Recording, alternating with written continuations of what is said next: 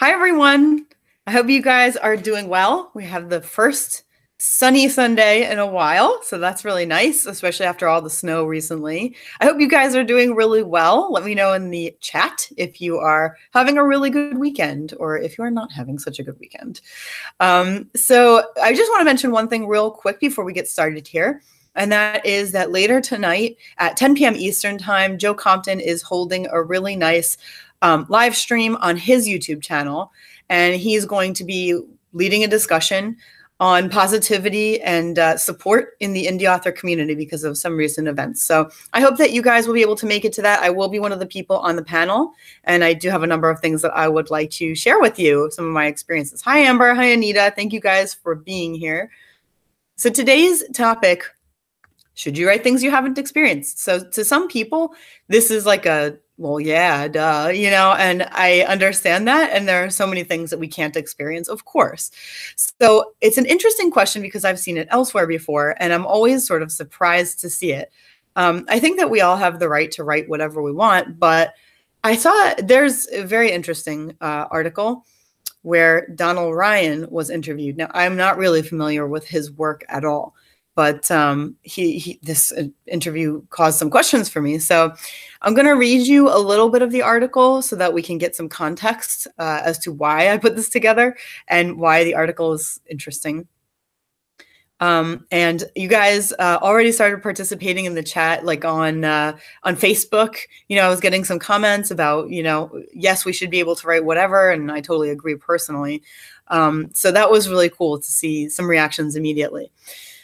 So this is apparently about Donal Ryan's fifth book. It's called From a Low and Quiet Sea. So I'm going to read you just a little bit from the article, like I said, for context. Okay, so the book begins with a different story, that of Farouk, a Syrian doctor who, with his wife and daughter, flees a country collapsing into war in the hope of safety in the West. They discover too late that the boat they are crammed onto with other desperate families has no captain and no life jackets, and then a storm hits. So it says that the author took the story from a news report about a Syrian doctor who paid what he thought was a high-end smuggler to get him out of the country, then lost his family at sea. So in the novel, the traumatized Farouk drifts through the refugee holding camps, unable to process his loss. The real Farouk, though, was employed on one of the Greek islands as a brain surgeon. So later down, just a little bit down in the article, and if you want to look at the article yourself, you can just go into the description where I put it. It says that the author felt compelled to write Farouk's story, stating and restating it dozens of times until he hit on a way of telling it that seemed right. But he also felt hugely conflicted.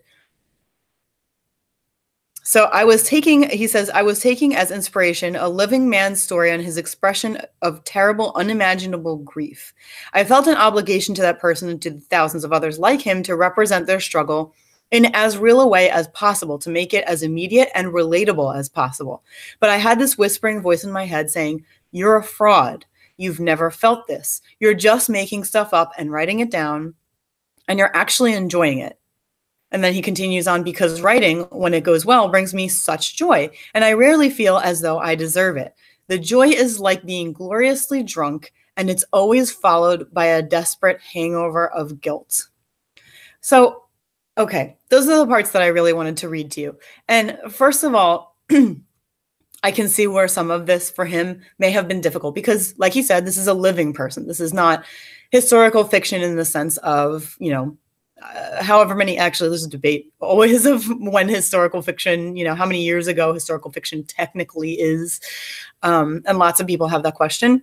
So this is very, very recent, though, and this person is still alive. So I don't know if you could really say it's historical fiction. You're telling another person's story, but fictionalizing it. So I could see where he would feel maybe a bit guilty about that, or a bit strange, more than guilty, but strange about doing something like that and assuming emotions that may not be true, especially if he didn't interview the person. I'm not sure if he did or didn't. But anyway, he was trying to capture an emotion and, a struggle, and he used someone who is still alive to do that. Amber is asking, so he felt like he was exploiting the man's suffering / experience. Yeah, that's what it seems like. It seems kind of like that, to a degree, but it also sounds like, in general, he just feels really guilty after writing, because he says, because in writing, when it goes well, it brings me such joy, and I rarely feel as though I deserve it. The joy is like being gloriously drunk, and it's always followed by a desperate hangover of guilt. So it sounds to me like he always feels that way. Maybe he writes lots of stuff like this, where he's trying to express feelings, emotions, and things that have happened to other people, situations that have never happened to him. Maybe it makes him feel guilty. I have to say, though, I'm siding on the side of most people. I think everyone who posted on my Facebook page about this, saying we can't experience everything. And I think Anita, maybe it was Anita, who had said, you can't experience murder necessarily. Being a murderer, or being a victim of murder, or being a victim's, a friend or something like that of murder. And yet we write about it. And nobody really thinks twice about that so much. But this we do think twice about, because it is another culture, because it is a hot topic. And it's very sensitive in some ways, especially writing from another culture's perspective. And especially something like refugees, which is another, like, it's a very sensitive, hot topic type of thing today. I have to say, I'm going to share with you my experience writing from a different perspective. First of all, I also want to cover, when you write from a different culture's perspective, I mean, I don't see a problem with that. There are a lot of people who do that. And I think that you should definitely do your research and talk to people of that culture to make sure you're getting it right and you're accurate. You're not making assumptions that are like way out there and misrepresenting a whole group of people. But I don't see anything necessarily wrong with it. Now, if I'm looking to know more about the African-American experience, for example, or Asian-American experience, I'm just throwing random things out there. I'm going to read someone who actually has experienced it. I myself am going to look for someone of that culture who has written a book like that, because it is the most genuine in my opinion. But there are plenty of people out there who are different cultures and write this stuff, and loads of people read it and they love it and they understand it. And these are major authors who are traditionally published. These are not just self-published people who are trying to express something that, a lot of people come down on. Indie presses are self-published more so than traditionally published authors. But in, a lot of cases, they're traditionally published, and it's fine. Or at some point, there is some amount of kickback sometimes. And I think it's really up to the reader. If you're a reader and the author is Caucasian and they're writing about the African-American experience, then it's really up to you whether you want to read that or not, whether you consider that genuine or not, and worth your time or not. So I don't see a problem with trying to do stuff like that. Hey, Joe. I think it is completely up to the reader. But in my own experience, I wrote for, it's a short story called Focal Point.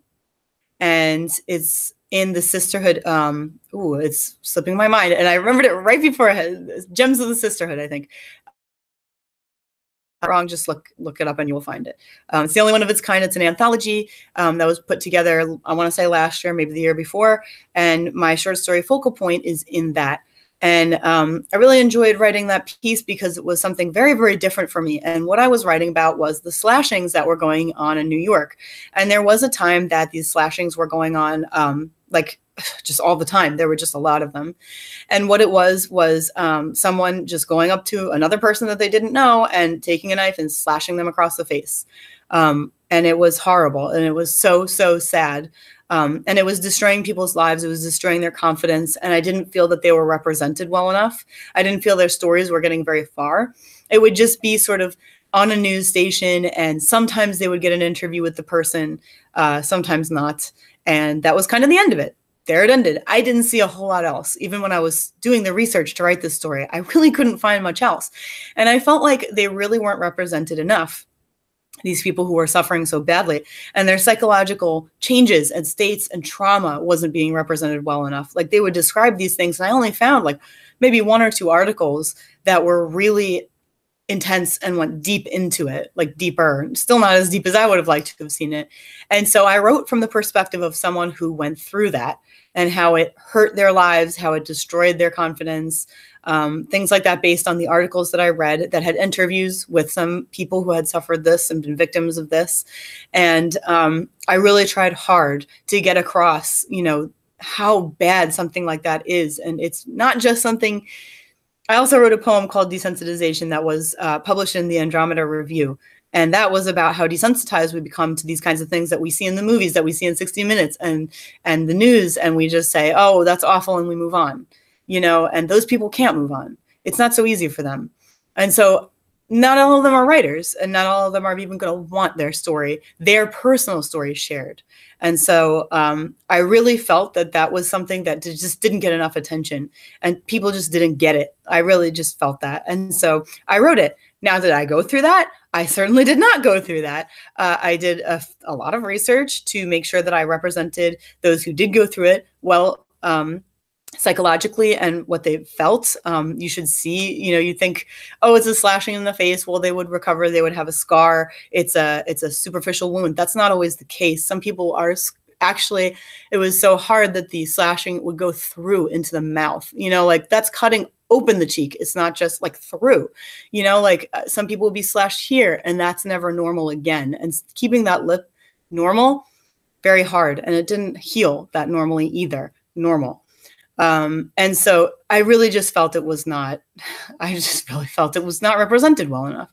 So anyway, again, I didn't go through that, but I really felt that I did something good there myself. Now, I don't know how a victim of that would feel. I hope that they would feel that they were represented properly, and that, you know, attention was brought to something that really didn't get enough attention. And I really felt that it was something I wanted to delve into. It was something I really, really felt strongly about, you know? And it's the same kind of thing as if somebody wants to write about any social issue at all. Not everyone has gone through everything. And to limit writers to only writing about what they've gone through is just, you're going to miss a lot of experiences, because not everyone who's gone through something serious is going to want to write about it. And so we would miss a part of the human experience, in my opinion. Sorry. This is a big point Lionel Shriver makes. She's been fighting that kind of thing a lot. She got a lot of kickback. I can't remember what book it was that she published, but she had, I can't remember if it was a minority in a main part of her, as a main character, or if her publisher told her not to do that because she's not that minority. She's not that ethnicity. But something happened with that where she got really upset, and a lot of people came down on her for whatever it was. I should have looked at that beforehand. I forgot. But, you know, they really came down, and she was like, what are we coming to where we can't write about these things? What's going to happen? You know, if we can't like represent other people and we can't tell the stories that need to be told, you know, what's good about limiting us, you know, that way, and people not being able to read those experiences from people who are capable of writing. Now I understand if you're going to go after, you know, be upset about someone, never, ever go after someone. But if you are upset about a book, you don't think it was very well written because it wasn't actually researched and this person didn't bother looking into, you know, the truth of an experience, and you know that for a fact, or they say that and they represented something completely wrong, fine. But, you know, otherwise, I just don't see why this should bring on such guilt and so many problems. So that's my personal opinion. Anybody watching this now or afterwards, please do share your opinion in the chat. If you are watching this afterwards, share your opinion in the comments. So I'm going to switch over to the chat now. And we're talking about, actually, there's some chat now about Joe's show later, which I'm really looking forward to. And I'm going to encourage you again, go over to YouTube, follow Joe Compton. And you want to see that. That's going to be a really positive live stream that he's going to do later. And it's going to be with a number of indie authors talking about the positive support we should all have for each other in the indie community as authors in general. So yeah, Joe was saying, if you talk to anyone directly affected by 9/11, you find how deep wounds go and how hard it is to heal. That's exactly right, Joe. Amber is saying, I actually live near NYC and we lost a number of people in our community to 9/11. Same here, Amber. It was really horrible. I was in high school at the time and it was so difficult to deal with. And so, yeah, I agree with that completely. And if you think that there are going to be tons of people from 9/11 who actually experienced that loss or were part of that, and they're going to be authors, you're going to be mistaken, because not everyone is an author, not everyone is good at writing, and not everybody wants to write. But we need to hear these stories, and we need to hear these experiences, and it can bring closure to those who have gone through those experiences. It can bring knowledge and understanding and insight to those who have no clue, those who are in another country, those who are on the other side of the country and really didn't get it. I've spoken to people about this, actually. I spoke to someone in the UK who had said, like, I didn't know much about 9/11. Can you tell me about it? What happened? How did it go down? How did everybody feel? And I was able to tell him about that. And he was like, wow, I really just didn't get like the severity quite, because even though it was really bad, again, desensitization. Unless you talk to somebody who's gone through it or you go through it yourself, we're all desensitized to some degree. Thank you, Amber. It is, yeah, I've seen that happen in so many cases, which is why I like to, if you're in college right now and you have the opportunity, you should definitely take a world literature course. One of the things I loved about taking world literature, and if you're not in college, you can maybe take a course like that elsewhere, wherever you want. I'm sure there's plenty of those kinds of courses out there. One of the things I loved about that was that I got to read from the perspective of other cultures, other time periods, everything, anything you can think of. And it really opened my eyes. I had no idea how little I knew about other cultures from this time period, older time periods, just any time period, historical fiction, whatever. It doesn't matter. I really didn't realize how clueless it was. And history classes simply aren't enough, They just aren't. Especially because history classes tend to be, it's a history class. Do you know what I mean? They're not taught in a way where you're like, yeah. So at least I didn't have that. Some people may have. But to me, World Lit opened my eyes to many, many things, including writing style, the differences in writing style across cultures, cultures themselves. Oh, God, just so many things. And I swear, if I could take a World Lit class every year for the rest of my life, I probably would. So those are really fascinating. And I encourage you, if you've never done something like that, definitely take those courses. It opens your eyes big time. And if you don't read outside your culture, give it a shot. You're going to find some really fascinating stuff. Man, is it amazing. I really recommend Chinua Achebe. That will really open your eyes to other cultures. And Anita is saying, I must be strange. I loved history class. You know what, Anita? I think I would have loved history class if it was made a little bit more relevant, like to my time period. It was a lot of memorization. And so for me personally, just having to memorize stuff doesn't get me too interested. But I can also say, Anita, that there were a lot of things that I would have liked to have learned more about and that I looked into afterwards, and then realized, how I could connect with that stuff. But the teachers I had, I can't say, maybe there was one or two. There were one or two that were really good. And other than that, it was really rote memorization, which is not so fantastic and doesn't teach a whole lot, But anyway, I would love to know your opinions. I would love to know how you feel about this. You can express yourself, of course, in the comments. Please feel free to share. And my page is completely open to disagreement as long as it is done in a respectful way. So, don't feel bad saying, I completely think that we shouldn't be writing from other perspectives and I totally disagree or whatever. It's completely fine as long as we're respectful to each other always. And if you feel more comfortable going over to my Facebook author page and talking about it there, then please do. So I think this is a conversation we should keep open, especially because it surprises me that there is any question of whether we should be able to write about things we haven't experienced. I think it's a given that we're going to.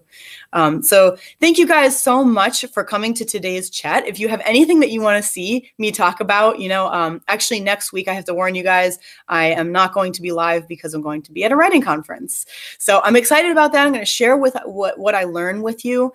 I'm probably going to do it on my blog. So you can go to christystratus.com and you can follow my blog there. And I will definitely share what I learned. It's going to be really exciting. I'm doing a lot of classes. I'm doing a lot of networking. So yeah, ooh, fun. Yes, that's right, Amber. I'm really looking forward to it. It's my very first one. So I'm going to share everything I learn with you. And so I haven't figured out if I'm going to have any pre-recorded thing or what I'll do. Maybe I'll do a little bit of live Facebook stuff or live Instagram stuff there, but I will not be live on YouTube. So you can consider that canceled. Yeah, I'm excited about it, Joe. So thank you so much for coming today. This was a great chat. I really enjoyed it. And I love talking about these things where we can all just sort of share our opinions and figure out what we think is kind of best for us and each other and see other perspectives. I think that's so important. So I hope you guys have a great rest of your day, great rest of your week too. And I will see you next time. Bye.